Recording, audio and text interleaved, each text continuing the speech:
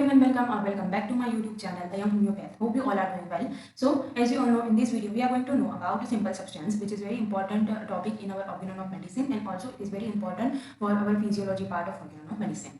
So, particularly this video is a suggested video or requested video. So, if you want any video like that, so you can message me on my Instagram account. My Instagram account's link is in the description box. And also, if you want any notes on any topic, so you can tell me in the comment section, as well as you can DM me on my IG account. So, let's get started.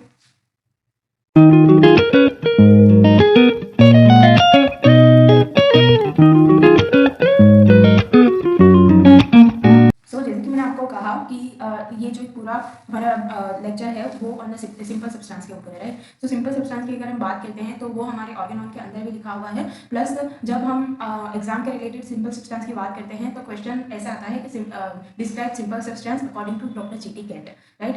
सो यहाँ पर इस video में भी हम पहले Organon का जो 9th aphorism है वो पढ़ेंगे। देन उसके बाद हम जाएंगे कि डॉक्टर जी.टी. कैंट ने फिलोसॉफी, उनकी जो फिलोसॉफी की बुक है उसके अंदर सिंपल सब्सटेंस के बारे में क्या कहा है। सो जो डॉक्टर जी.टी. कैंट की फिलोसॉफी बुक है उसके अंदर जो 8th चैप्टर है उसके अंदर उन्होंने सिंपल सब्सटेंस के बारे में बात की है, राइट। सो अगर आपको वो पढ़ना है तो आप चैप्टर नंबर 8 के अंदर जाकर वो पढ़ सकते हो। उसके बाद आप ये वीडियो देखोगे that you can clear all your topics, right. And so first हम बात करेंगे ऑर्गेनॉन का जो 9th एफोरिज्म है उसके बारे में। जो आप सबको पता होगा कि जो 9th एफोरिज्म है वहाँ से हमारा वाइटल फोर्स शुरू होता है, राइट। इन द सेंस कि वहाँ से जो वाइटल फोर्स का कॉन्सेप्ट है वो शुरू होता है, right. So particularly 9th aphorism के अंदर हमें बताया गया है कि वाइटल फोर्स क्या होता है, राइट। इन शॉर्ट कि हम वाइटल फोर्स किससे कहते हैं, राइट। सो इस तरीके से आप समझ सकते हो कि डॉक्टर जी.टी. कैंट ने जिस सिंपल सब्सटेंस के बारे में बात की है वो कुछ नहीं लेकिन हमारा वाइटल फोर्स है या फिर जो वाइटल प्रिंसिपल है, right. So you can understand it like that कि vital force is equal to simple substance, right. So यहाँ पर हम बहुत ज़्यादा डीप में ना जाते हुए पहले मैं आपको एक ओवरव्यू दे देती हूँ कि जो सिंपल सब्सटेंस है उसे जो कैंट सर है उन्होंने बहुत डीपली समझाने की कोशिश की है। उन्होंने ये कहा है कि जो हमारे 3 मैटर्स है, राइट, इन शॉर्ट की जो 3 चीज़ें हैं which is liquid, gas and solid, right. उसके अलावा अगर जो कोई एक मैटर है या फिर जो कोई एक चीज़ है इन द यूनिवर्स, राइट, उन्होंने पूरे यूनिवर्स की बात की है कि जो 4th चीज़ है, जो 4th थिंग है इन द यूनिवर्स, वो है हमारा वाइटल फोर्स, वो है हमारा सोल, या फिर तो वो एक तरीके से आत्मा है जो कि जिसे कि हम देख नहीं सकते, ओके। सो पहले हम ऑर्गेनॉन का जो 9th एफोरिज्म है उसके बारे में बात करेंगे। So the 9th aphorism is like that कि in the healthy condition of man a spiritual vital force, right. So first thing हमें यहाँ पर पता चलती है कि यहाँ पर जो सारी बातें होने वाली है वो हेल्दी कंडीशन में होने वाली है, राइट। हेल्दी कंडीशन में हमारा वाइटल फोर्स कैसा होता है। नाउ सेकंड लाइन के अंदर हमें दिखा कि स्पिरिचुअल इन द सेंस कि हम उसे इसलिए स्पिरिचुअल कहते हैं कि वो हमें दिखता नहीं है, which is in the dynamized form, right. जो हमारी मटीरियल बॉडी है उसके अंदर जो कोई चीज़ है जो कि हमारी बॉडी को के जो सारे फंक्शंस हैं उसे करवाती है, जो कि हमें दिखता नहीं है, उसे हम कहते हैं spiritual. So here the vital force is spiritual, right, and the dynamize that animates a material body, जो कि मैंने आपको सिंपल शब्दों में समझाया कि जो कि हमारी बॉडी के सारे फंक्शंस को करवाती है। अब body is a material part, right, लेकिन जो वाइटल फोर्स है which is a spiritual and dynamize part, जो कि हमें दिखता नहीं है। And the rule with the unbounded sway, the remain all the parts of the organism in impairment, harmonious, vital operation as regards both sensation and functions, so that our indwelling reason, gifted mind can freely employ this living healthy instrument of the higher forces of our extent, right. सो यहाँ पर in short यही कहने की कोशिश की गई है कि जो हमारा वाइटल फोर्स है वो हमारी बॉडी के सारे फंक्शंस को हार्मनी में रखता है। इम्बाइलेबल का मतलब होता है कि एक साथ उसे चलाता है, right. Then vital operation in the sense कि हमारी बॉडी में जो भी छोटे से छोटे सेल्स के ऊपर जो सारे फंक्शंस होते हैं से लेके हमारे ऑर्गन्स तक जो सारे फंक्शंस होते हैं, जो सारे सिस्टम एक दूसरे के साथ जुड़े हुए हैं, राइट। सो वो सारी चीज़ें, वो सारी from chemical part to the material part, ये सारी चीज़ें वाइटल फोर्स करवाता है and as regards both sensation and functions, right. अब वो हमें कैसे पता चलता है कि ये सारी चीज़ें हो रही है, राइट, जिससे कि हमें सेंसेशंस आते हैं, राइट, एंड जो सारे फंक्शंस हो रहे हैं उससे हमें पता चलता है कि वाइटल फोर्स हमारी बॉडी में है, okay. Then so that our indwelling reason gifted mind can freely employ this living healthy instrument, जो हमारा माइंड है वो फ्रीली इन सारी चीज़ों को समझ सकता है अगर हमारा वाइटल फोर्स जो है वो हेल्दी होगा, okay, for the higher purpose of our existence, right. So in short कि यहाँ पर यही कहने की कोशिश की गई है कि जो वाइटल फोर्स है वही एक चीज़ है, वही एक सुपीरियर चीज़ है जो कि हमारी बॉडी के सारे फंक्शंस को चलाती है। और हमारे बॉडी के सारे फंक्शंस चलते हैं तो हमें कैसे पता चलता है कि वाइटल फोर्स हमारी बॉडी में है? By the sensation and the functions, right. Sensations को हम फील कर सकते हैं, इसलिए हम कह सकते हैं कि हमारे अंदर वाइटल फोर्स है। हमारे सारे फंक्शंस चल रहे हैं, इसलिए हम बोल सकते हैं कि हमारे अंदर वाइटल फोर्स है। सेकेंड थिंग कि सारे फंक्शंस अच्छे से चल रहे हैं, वाइटल फोर्स हेल्दी स्टेट में है, इसलिए हमारा माइंड अच्छे से चल रहा है। और हमारा माइंड अच्छे से चलेगा तो हम जिंदा रहेंगे, हम अच्छे से जिंदा रहेंगे, एक पर्पसली हम जिंदा रहेंगे, राइट। सो ये सारी चीज़ें हमारे ऑर्गेनॉन के 9th एफोरिज्म में की गई है। नाउ अब हम जो जेडी केन की फिलॉसफी है उसके ऊपर जाएंगे। उन्होंने क्या कहा है? Okay, so we can not consider the vital principle as a harmony. Okay, यहाँ पर केन सर ने कहा है कि हम वाइटल प्रिंसिपल जो एक है उसे हार्मनी एज अ कंसीडर नहीं कर सकते। हम ये नहीं बोल सकते कि वाइटल प्रिंसिपल या फिर तो वाइटल फोर्स सेम चीज़ है। सो वाइटल प्रिंसिपल या vital force is equal to harmony. Okay, harmony का मतलब क्या होता है? सारी चीज़ों को एक ऑर्डर में, एक सही लाइन में रखना, एक ऑर्डर में सारी चीज़ों को चलाना, राइट। सो हम सिर्फ वाइटल फोर्स को सिर्फ हार्मनी नहीं करेंगे, nor harmony as a principle. और हार्मनी कोई प्रिंसिपल भी नहीं है, and principle is something that is prior to harmony, right. So principle क्या होता है? वो हार्मनी से भी ऊपर वाली चीज़ है, इसीलिए वो हार्मनी को कर सकता है, या फिर तो सारे जो हमारे ऑर्गन्स है उसे हार्मनी में रख सकता है। सो वाइटल फोर्स क्या है? वाइटल फोर्स सबसे ऊपर है, right. And harmony is the result of the principle और लॉ। ओके, इन शॉर्ट वही चीज़ें हैं कि जो हमारा वाइटल प्रिंसिपल या फिर तो vital organ, sorry vital force जो है वही सारी चीज़ों को करता है। हम हार्मनी को वाइटल प्रिंसिपल या वाइटल फोर्स नहीं कह सकते। Okay, and there was a paucity of individual idea at that time, like idea outside of the accepted science, but Hahnemann through much and by thinking he arrived at the idea, right। अब यहाँ पर ये चीज़ कही गई है कि एक जो इंडिविजुअल कोई पर्सन है उसका आइडिया एक अलग हो सकता है। और यहाँ पर एक एग्जांपल दिया गया है कि जो साइंस है हमारा वो इस चीज़ को नहीं मानता कि हमारी आत्मा जैसी कोई चीज़ होती है। ओके, बिकॉज कि वो चीज़ दिखती नहीं है, लेकिन हमारा जो साइंस है उससे बियॉन्ड जाकर, उससे आउटसाइड जाकर हैनेमन सर ने एक चीज़ बताई है कि vital force, vital principle, spirit, dynamization, ऐसी सारी चीज़ें होती है। ओके, सो ये बात की गई है सेकेंड पॉइंट के अंदर। And third point, we now see that the solid, liquid and gas, जो कि मैंने आपको स्टार्टिंग में समझाया कि कैन सर ने ये कहा है कि सॉलिड, लिक्विड एंड गैस के बियॉन्ड भी एक दूसरा मैटर, एक दूसरी चीज़ होती है जिसे कि हम वाइटल फोर्स कहते हैं। Okay, so gas and the radiant form of the matter. Okay, जो radiant form of the matter है, ओके, जिसे कि हम कहते हैं vital force, and substance in the simple form of just a positively substance as a matter in the concern form. Okay, अब जो ये जो सारी चीज़ें हैं, सॉलिड है वो itself it is a complex thing, then liquid itself is a complex thing, gas itself is a complex thing, right. Gas यहाँ पर हर जगह है, लेकिन वो कॉम्प्लेक्स थिंग है, उसके अंदर बहुत सारी चीज़ें हैं, लेकिन उसके बियॉन्ड जाकर जो सबसे छोटी, सबसे सिंपल सी चीज़ जो है वो है हमारा vital force. Okay, and if the man can think of the energy as something substantial, he can think of something substantial as having energy. Okay, जो substantial thing है, अगर हम as a man, अगर हम किसी चीज़ को सोचते हैं कि जो substantial है, जो एक सिंपल सी चीज़ है, तो हमें ये एक्सेप्ट करना होगा कि सिंपल सी चीज़ के अंदर भी कोई एनर्जी है। ओके, इसके आगे वाला जो पॉइंट है वो देखेंगे। एनर्जी इज नॉट एनर्जी पर से, मीन्स कि जो एनर्जी है वो सिर्फ एनर्जी नहीं है, राइट। उसे हम सिर्फ एनर्जी नहीं बोल सकते, but it is a powerful substance. It is a so इस जो ये जो सेंटेंस है पूरा, उसके अंदर दो चीज़ें हैं, दैट कि एनर्जी जो है वो एक सब्सटेंस है, it actually exist. Then second thing, that it is a powerful, right, it has some power. Okay, then endowed from intelligence that is of itself a substance, right. Energy के पास एक ऐसा power है कि वो खुद की जो प्रेजेंस है उसे बता सकता है, वो खुद को एक सब्सटेंस बना सकता है। उतनी पावर, उतना एक तरीके का पावर है एनर्जी के पास, राइट। ये एक पूरा पॉइंट कहा गया है। Then the sixth point, the true holding together of the material world is perform by the simple substance, right. अब यहाँ पर क्या कहा गया है कि जो मटीरियल वर्ल्ड है, राइट, उसे पूरा होल्ड करना इन द सेंस कि उससे पूरा चलाना, उसे पूरा एक जगह पर, एक वेदर में, एक एनवायरनमेंट में उसे होल्ड करना, वो किसका काम है? सो वो काम है सिंपल सब्सटेंस का, राइट। मटेरियल वर्ड से हमारा यहाँ पर सिर्फ एक मतलब होना चाहिए कि जो हमारी मटेरियल बॉडी है वो, right. Then all the things are held in the position because of the continuous influx from the first to last, right. So यहाँ पर क्या कहा गया है कि जो ये सारी की सारी चीज़ें हैं वो किस वजह से कंटिन्यूएशन में चल रही है? Because of the simple substance, right. ये चीज़ हो गई कि सिंपल सब्सटेंस का यहाँ पर काम क्या है। सो सिंपल सब्सटेंस का यहाँ पर फर्स्ट फंक्शन है वो ये है कि वो मटेरियल बॉडी को एक जगह पर एक साथ रखता है। सेकेंड थिंग कि वो जो उसके सारे फंक्शंस हैं, जो मटेरियल बॉडी के सारे फंक्शंस हैं टू लीव, राइट, वो सारे फंक्शंस को कंटिन्यूएशन में रखता है, राइट, उसे हम कहते हैं simple substance. Then simple substance is endowed with formation intelligence, right. So ये क्या फॉर्म करता है, ये फॉर्म करता है इंटेलिजेंस को।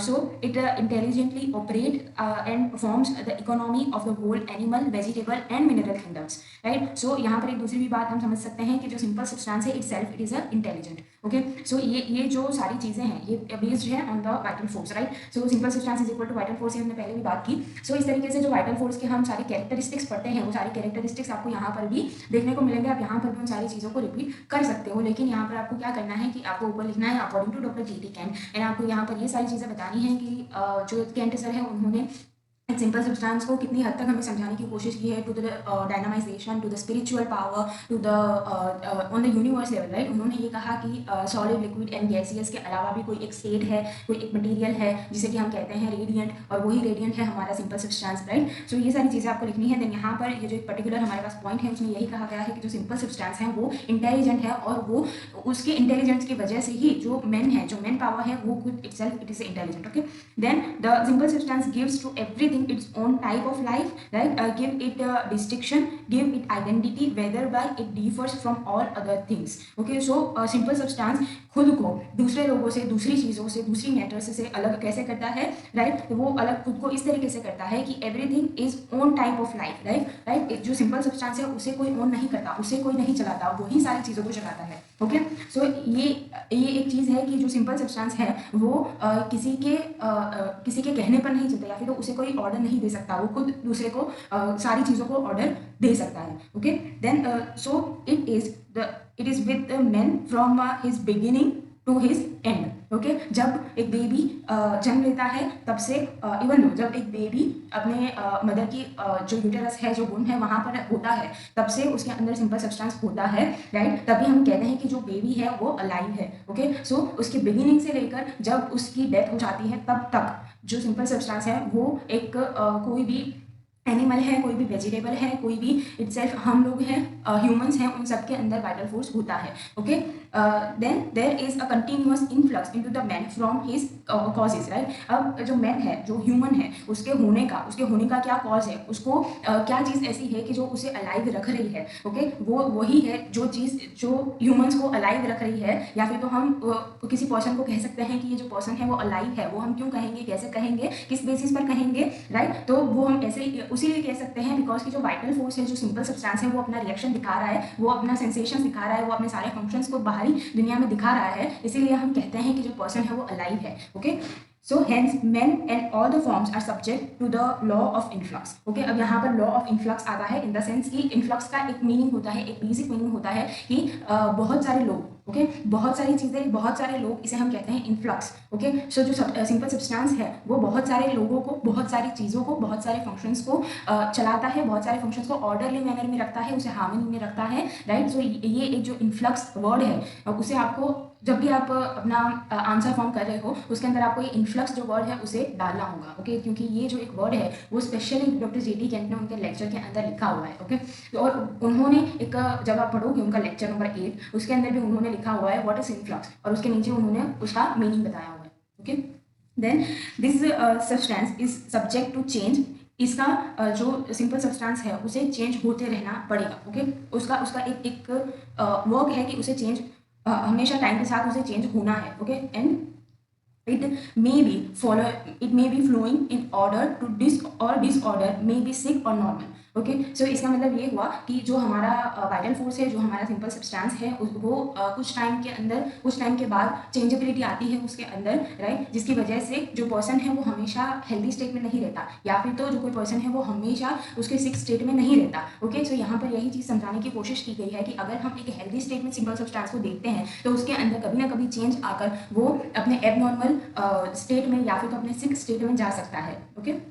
In any simple substance, may pervade the entire material substance without disturbing or replacing it. Okay, अब यहाँ पर क्या है कि ये जो सिंपल सब्सटेंस है वो कभी भी हमारी बॉडी में से बाहर जा सकता है। ओके, सो विदाउट डिस्टर्बिंग और रिप्लेसिंग इट, राइट। वो जो मटेरियल बॉडी को रिप्लेस भी नहीं करेगा और उसे डिस्टर्ब भी नहीं करेगा।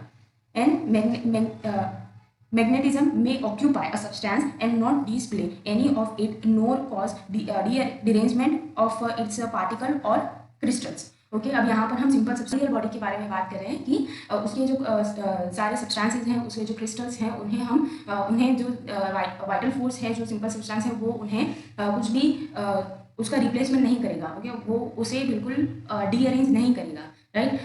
जब तक सिंपल सब्सटेंस हमारी बॉडी में है तब तक वो जो बॉडी के अंदर जो सारे ऑर्गन्स हैं, जो सारी चीज़ें हैं, उन्हें डीअरेंज होने नहीं देगा। ओके, ये जो एक पर्टिकुलर पॉइंट हमने पढ़ा, उससे आप ये पता लगा सकते हो कि जो वाइटल फोर्स के कैरेक्टरिस्टिक में आता है प्रिजर्वर ऑफ हेल्थ, राइट। सो उसके अकॉर्डिंग अगर आप समझो तो आपको इजीली ये समझ में आएगा कि जो vital force preserver of health है, जब तक वाइटल फोर्स हमारी बॉडी में है तब तक हमारी बॉडी को कुछ नहीं हो सकता, राइट। तब तक हमारी बॉडी का कोई पार्ट पूरी तरीके से खत्म नहीं हो सकता। ओके, सो इस तरीके से यहाँ पर यही समझाने की कोशिश की गई है कि जब तक सिंपल सब्सटेंस हमारी बॉडी में है तब तक हमारी बॉडी का कोई भी क्रिस्टल, राइट, बहुत स्मॉल से स्मॉल जो चीज़ है हमारी बॉडी के अंदर, सेल से भी स्मॉल, उनके अंदर भी कोई भी डीअरेंजमेंट नहीं होगा। These primitive substance exist in all the distinct form of the clothes and the material, right। अब जो वाइटल फोर्स है, अब जो सिंपल सब्सटेंस है, वो छोटी से छोटी चीज़ों के अंदर, हमारी बॉडी के अंदर जो छोटे से छोटा एक पार्टिकल है, उसके अंदर भी वाइटल फोर्स है। Okay, and concrete and individual entity is not disturbed or displaced by the simple substance. The simple substance is capable of occupying the material substance। अब हमारा जो सिंपल सब्सटेंस है वो किसे ऑक्यूपाई करता है, वो किसके अंदर रहता है, तो वो हमारी जो मटेरियल बॉडी है उसके अंदर रहता है without causing a derangement in the material body. Okay, then matter is subject to reduction. Okay, अब मैटर जो है, जो मटेरियल हमारी बॉडी है, it tend to be reduction, उसे खत्म होना है, उसे जो हमारी मटेरियल बॉडी है उसका रिडक्शन होना है, वो उसके अंदर एक टेंडेंसी है कि उसे खत्म होना है, राइट। लेकिन and it can be continuously reduce until it is the form of the simple substance. वो तब तक रिड्यूस होता रहेगा, वो तब तक थोड़ा थोड़ा खत्म होता रहेगा जब तक कि वो सिर्फ एक सिंपल सब्सटेंस में नहीं रह जाता।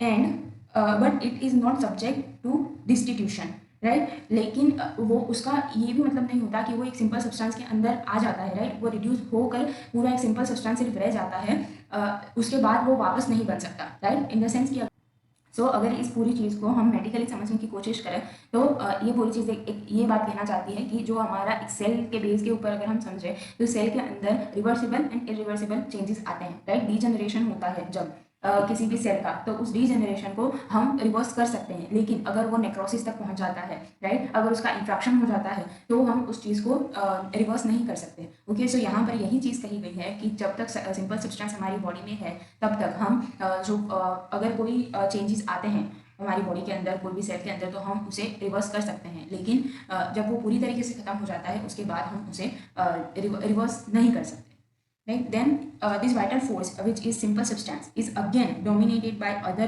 simple substances still higher and which is the soul, right। अब जो सिंपल सब्सटेंस है उससे भी ऊपर एक चीज़ है जिसे कि इन्होंने कहा है सोल, राइट। जो सिंपल सब्सटेंस है उससे भी पावरफुल कोई एक चीज़ है जो कि है हमारा soul.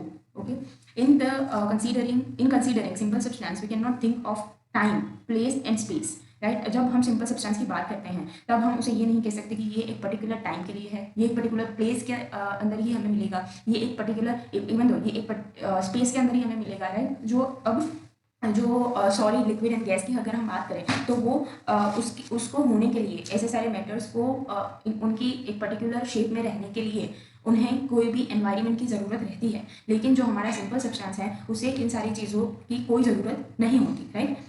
Because we are neither in the realm of mathematics or the restricted measurement of the world of space and time. We are in the realm of the simple substance. क्योंकि जो realm का मतलब होता है कहीं पर रहना। Okay, सो क्योंकि जो सिंपल सब्सटेंस है वो हमारे अंदर रहता है, राइट। इन द सेंस कि जो हमारी मटेरियल बॉडी है उसके अंदर हमारा सिंपल सब्सटेंस रहता है। इन शॉर्ट कि अगर सिंपल सब्सटेंस है तो हम हैं, इसीलिए हम उसकी जो सिंपल सब्सटेंस को हम किसी तरीके से मेजर नहीं कर सकते, राइट। या फिर तो हम उसे किसी टाइम के ऊपर, किसी प्लेस के ऊपर, किसी स्पेस के ऊपर हम उसे मेजर नहीं कर सकते, उसे एक पर्टिकुलर कोई एक जगह पर फिक्स नहीं कर सकते, बिकॉज कि हम सिंपल सब्सटेंस की वजह से हैं। Okay, the simple substance adapts itself to its surroundings and tend to adapt its house to the surrounding. अब यहाँ पर ये बात की गई है कि जो सिंपल सब्सटेंस है वो अपने आप को एडप्ट कर लेता है अपने आसपास के इन्वायरमेंट के अंदर, राइट। इसी वजह से अगर बहुत ज़्यादा ठंड होती है तो हमारा बॉडी जो है वो खुद ही हीट प्रोड्यूस करने लगता है।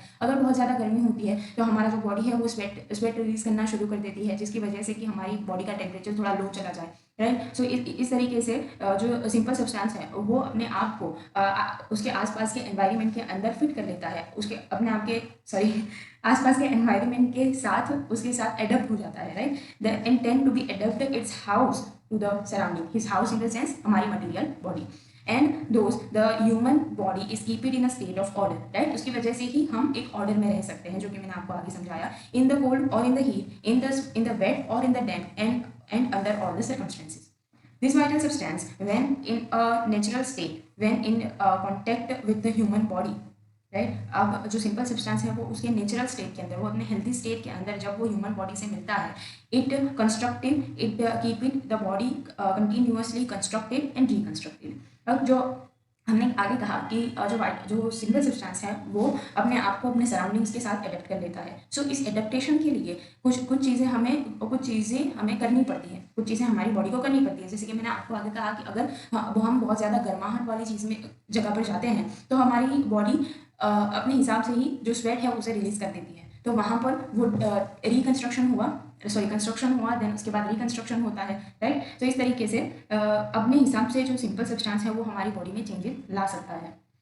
Then but when the opposite is true, when the vital force from any cause withdraws from the body, right. अगर किसी वजह से बाय एनी कॉज जो वाइटल फोर्स है वो हमारी बॉडी से चला जाता है, वो हमारी बॉडी से निकल जाता है, तब क्या होगा, we see that the force that are in the body being turn loose are the destructive.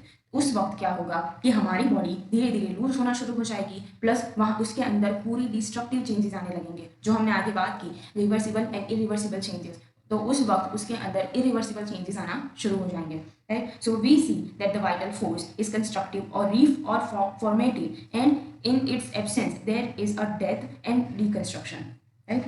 The innermost degrees of the life substance are suitable to the will and understanding, the outermost degree of the very coarset tissue, and there is one continuous series of quality in degree from the innermost to the outermost। अब यहाँ पर क्या कहा गया है कि जो innermost degree of the life है, जो innermost in the sense कि हमारा material body substance are suitable to will the understanding in the outermost degree which is a vital force, the very coarset tissue, जो हमारा vital force है वो बहुत ज़्यादा complicated है समझने के लिए, and there is one continuous series of quality.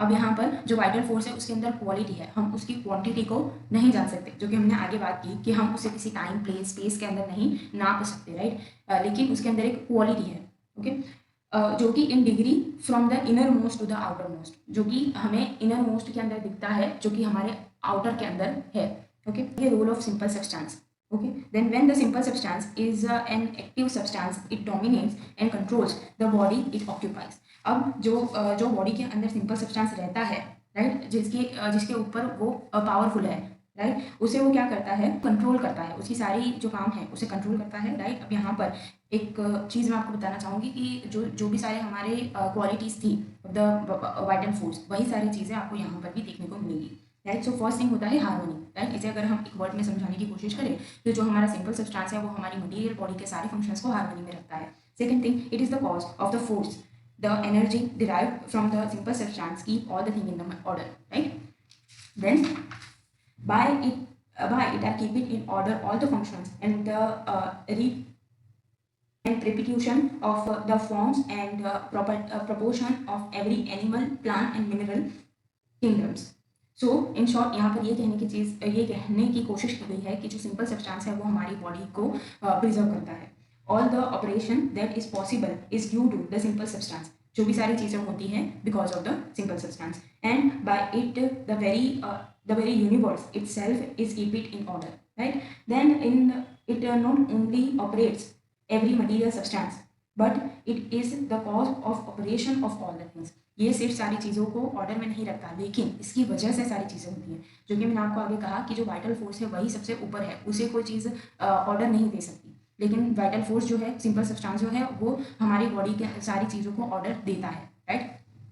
Everything is in the harmony and is keep it so by the simple substance. Without this, all matter is dead and cannot be used for the higher purpose of its existence. Right? अगर vital force, अगर simple substance नहीं है तो person की death हो जाएगी और वो अपने जो उसको हायर एग्जिस्टेंस, उसके एग्जिस्टेंस को वो नहीं बता पाएगी, राइट? सो ये सारी चीज़ें हो गई about the simple substance. So अगर आपको कोई भी क्वेश्चन रहता है then you can drop your question in the comment section, and thank you so much for watching, and if you like this video then please like, comment, share and subscribe to my channel.